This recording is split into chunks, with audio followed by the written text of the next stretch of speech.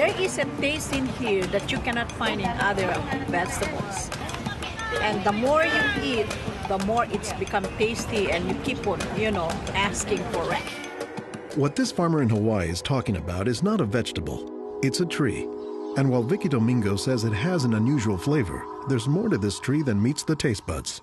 You keep on eating and eating and you can feel your body is more energetic, more healthy, and you can see the difference. You're not dropping, you keep on, just so active. You have to remove one by one like this.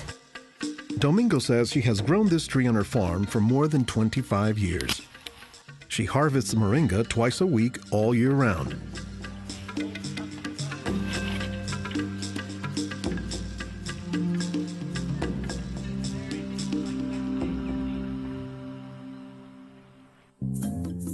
Every week, Domingo sends 1,000 pounds of moringa to the mainland. The rest of it ends up here at a Honolulu farmer's market, where most of her customers have eaten it their entire lives. Well, in the Philippines, it's a third country. In other words, not a rich country. We cannot afford to go to the doctor for medicinal purposes. So we use this in our daily lives so we can have more energy, more vitamins to supplement our daily nutrition in our body. The tree is called moringa, or as the Filipinos call it, marunggay. An awful lot of cultures have one or more plants that are kind of markers that people think of themselves when they think of that plant. Dr. Will McClatchy is an ethnobotanist at the University of Hawaii. He studies the ways that humans interact with plants. If you drive around Honolulu here, you'll see a lot of houses have at least one marunggay in the yard, maybe a little forest of them, and that's a pretty good indicator that there's a Filipino family there. Jokingly, we say it our Filipino banner, which is our Filipino flag. Once you see this, that means, Filipino stays there. Domingo says there are many nutritional and medicinal uses for moringa. All parts of the tree are usable, from the roots to the stem, to the leaves, to the flowers, and to the pod. The roots, you can use that as a tea. And then the trunk, you can scrape it, squeeze it, get the juice, put in your cut skin, and your skin will heal. Some of this may be folktale, but some cultures have used moringa as a medicinal plant for thousands of years. McClatchy says moringa is worthy of its reputation as a tree with unusual nutritional properties. Thank you. Moringa is one of these trees that is a multi-purpose plant that fulfills such a high percentage of kind of basic needs that when people get used to using it, they really can't see what it's like to live without it. And many cultures don't. Today, moringa is used as a remedy and, in essence, a multivitamin in many of the world's warmest regions. Moringa is used widely in Africa and South Asia, and it's been introduced into South America and Central America, where it's also being used. So, this is not just a plant of a single community. We were just talking this morning with one of the owners of this plantation, and he was telling me how the last time he was here, he had a handful of moringa leaves and that he worked all morning on it and felt great. Dr. Mark Olson is a botanist and a leading expert on moringa. He teaches at Instituto de Biología, Universidad Nacional Autónoma de México in Mexico City. Here, he is visiting a new moringa farm about 2 hours outside the city limits. So they've just planted these here, and soon they'll be nice and big. Olson says that while moringa can grow in places like Mexico or Hawaii, the tree is native to arid subtropical regions, places like Africa and southern India, hot places where moringa has proven its persistence. And this is a plant that really does do extraordinarily well in some of the most difficult areas, in areas that are very hot, areas that are very dry, areas where other things are very difficult to cultivate. Look at the little tuber there. This is one of the reasons it survives so well in dry areas. Also, they're storing lots of water in the wood. So that's one of the reasons this is such a remarkable tree. They don't have particularly deep roots. That's sort of a myth about moringas, that they survive because they have deep roots. No, they're storing water in their roots and their trunk. But moringa, says Olson, does a lot more than just survive, despite the tree's sometimes scraggly appearance. I don't think they're actually the most attractive tree. They're more a tree that you look at and you sort of love the way you love a scruffy friend or a scruffy dog. Because the branches sort of splay here and there, and they get burdened down with huge quantities of fruits on them. And that's actually what makes the tree so remarkable, is that it's such a generous tree. And that's because people have found multiple uses for so much of the tree, including its seeds. They're full of oil. You press the seeds, and then this wonderful aromatic oil comes oozing out, which you can use for cooking, you can use for cosmetics or lubrication or whatever. And the cake, the press cake, the stuff that's left over after pressing the seed, that is what's used for water purification. Water purification, Olson says, is especially useful in developing countries where clean water is hard to come by. But the benefits don't stop there. Some of the things I think are most exciting about moringa is, for example, the high vitamin content. There's a lot of vitamin A in the leaves. And worldwide, that's a problem. A lot of people have problems in development of their eyes because they don't have enough vitamin A. Moringa's vitamin A content, and its content of vitamins in general, has caught the attention of scientists around the world. So I started to read about moringa, and I was absolutely amazed about the richness in nutrients, in many antioxidant compounds, in vitamins. Dr. Monica Marcoux is a pharmacologist who has studied many plants. She has done extensive research on moringa and says it has significant nutritional potency. This subject is one of the topics of her recently published book, Miracle Tree. To me, it was just a natural pathway from my scientific background and my love for trees to writing this exciting book on one of the most exciting and extraordinary trees of our world. Marcoux spends much of her time looking at trees and plants, both as a pharmacologist and as an artist. While Marcoux, the nature photographer, is grabbing shots of plants, Marcoux, the pharmacologist, says she has a bigger concern.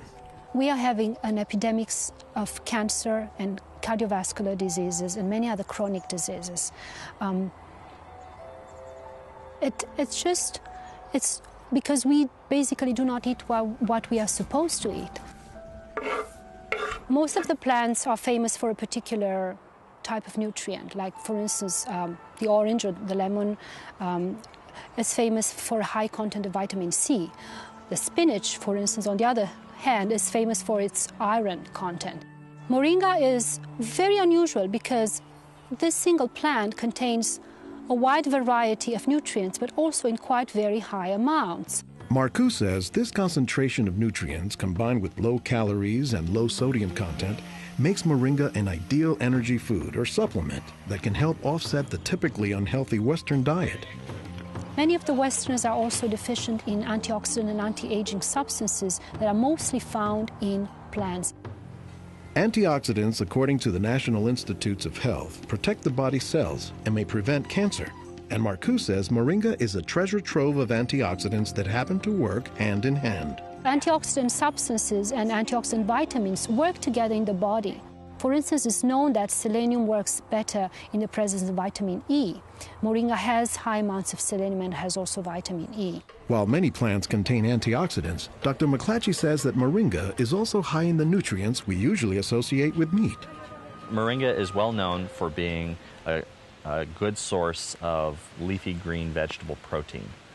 And you don't get a lot of protein out of many vegetable foods other than like beans and things like that. So getting it out of the leaves is really a big deal. And while there are a few other plants like soy that are protein rich, Olson says moringa is special. I have a lot of food allergies. I'm allergic to wheat, I'm allergic to eggs. Soy tends to be a fairly highly allergenic food. It causes allergies easily in many people. We think that this is because of the form that some of the proteins are in soy. They're apparently in a form that's very simple and fairly easy for the body to assimilate in moringa. According to the United States Department of Agriculture, moringa contains 18 of the 20 amino acids, building blocks of proteins that are found in the human body. And, says Marcoux, moringa is one of the few plants that contains all of the essential amino acids. Moringa contains all the 9 essential amino acids that actually we cannot produce. Their presence, but also their ratio, is very beneficial, and it is estimated that this ratio is very good for absorption and for being bioavailable to our bodies. Further research is needed to establish the bioavailability of all of moringa's nutrients. But in some places, scientific studies may be too long a pursuit and take a back seat to a harsh reality. In most of sub-Saharan Africa, any baby has a 20% chance of dying before he reaches the age of 5. In some countries, up to 40%. And even those who survive past the age of 5, up to half or more will suffer from malnourished physical and mental development. C'est des lésions de malnutrition. These are lesions caused by malnutrition around the neck and around the waist. They are dry now, but will become permanent scars. As the former regional representative for Church World Service in Senegal for 16 years, it was Lowell Fugley's mission to help local clinics develop ways to save children at risk to malnutrition. Having been born myself into a middle-class American family, I thought it was just by chance that I was born in these conditions and not in the condition of a poor African family in the bush of Africa and living a malnourished life. And so I have a certain obligation to share what I received. In his quest to combat malnutrition, Fugley came across moringa in the late 1990s. It contains more vitamins and minerals in various combinations than you find in any other possible vegetable. And I thought to myself, if this source of nutrition could be made available at the village level, then this could be a very effective tool in preventing malnutrition. What Fugley says he didn't know at the time was that the Senegalese people were already familiar with moringa. It was only through a Peace Corps volunteer working in forestry who told me that, oh, moringa is already growing in Senegal. Not only was it growing, the people had been using it for generations, only they didn't refer to it as moringa. They called it nebedai, which Fugley suspects comes from the English words never die, after the tree's resilience. I ask any Senegalese, do you know the nebedai tree? Oh, yes, my mother makes a sauce from the leaves of this tree. We call it mboum. Every Senegalese knew this tree. The problem, says Fugley, was that it was prepared and used in ways that diminish moringa's nutritive contents. They boil the leaves too long, they throw out the water that is boiled in and where many of the vitamins are located, and so they lose a lot of the benefits that the leaves could provide. So Fugley went to work, both planting moringa trees and, more importantly, educating healthcare workers on how moringa can help stave off malnutrition. Regarde tonton. Regarde celui-là. Regarde tonton. Tu as vu? Non, non, celui-là même. Pour le moringa. I was trained in 1998, and right away we saw the virtues of using moringa because of its very high nutritional value. So we began using it right away on an experimental basis. Après la formation, con le moringa. Healthcare workers learned to grow their own moringa trees, dry the leaves, and pound them into powder, maintaining all the nutrients. Nursing mothers were taught to add a spoonful of moringa to their food morning, day, and night to increase their milk production. They were also told to add moringa to all of their family's meals. When we introduced this tree in Senegal, or uses of the tree and different ways of using it, the reactions of the people there was that, well, this is our tree. You know, you're just adding on what we know already. As people changed their habits, Fugley says the results were clear, especially among children. They'll look happier, they'll have more energy, they'll smile. When they came to the clinic, limp, eyes drooping, no energy, and within 3 weeks, you see them bigger, healthier, and smiling. La récupération avec le moringa a été beaucoup plus rapide. We observed that it was much, much more effective than the classic system we had been using, which was based on imported and costly products, such as milk powder, sugar, and vegetable oil. With moringa, people can go into town and find it themselves. Et on l'a, même des fois sans un sou. Moringa is still being used, it's still being promoted, it's still being very valued, even without our input from the outside. Moringa, it doesn't die, it can continue on its own. So you have to eat the moringa on a daily basis. And all their grandkids are eating it every now and then, even my own children, and they are already professionals, and yet they come home and eat it.